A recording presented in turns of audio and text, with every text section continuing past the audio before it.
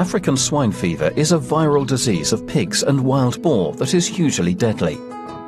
There are neither vaccines nor cures. For this reason, it has serious socio-economic consequences in affected countries.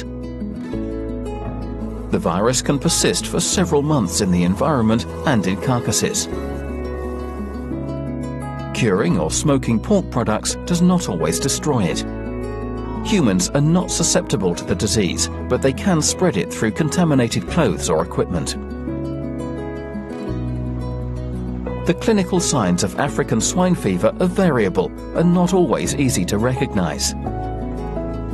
Typically, diseased animals will show some or all of the following symptoms: high fever, weakness and reluctance to stand, vomiting, diarrhea, sometimes bloody, red or blue-coloured skin, particularly around the ears and snout, coughing and difficulty breathing, miscarriage, stillbirths and weak litters.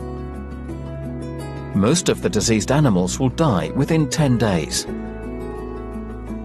Domestic pigs can be infected in a number of ways, including contact with contagious pigs purchased in affected areas, being fed with kitchen waste, contact with contaminated materials, for instance, from people wearing contaminated footwear or clothing. Contact your official veterinarian immediately if you suspect African swine fever has infected your herd. Do not move animals from the farm. Always change clothing and footwear when leaving the farm. Before purchasing feed, litter or pigs, ensure that they come from trustworthy farms that have carried out the necessary measures to protect their farms from the virus.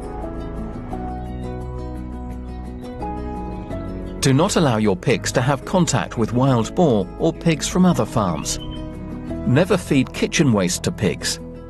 Avoid outdoor farming in areas affected by African swine fever. Do not acquire pork or pork products from affected areas which could cause risk. Wild boar hunters should not come into contact with domestic pigs after hunting.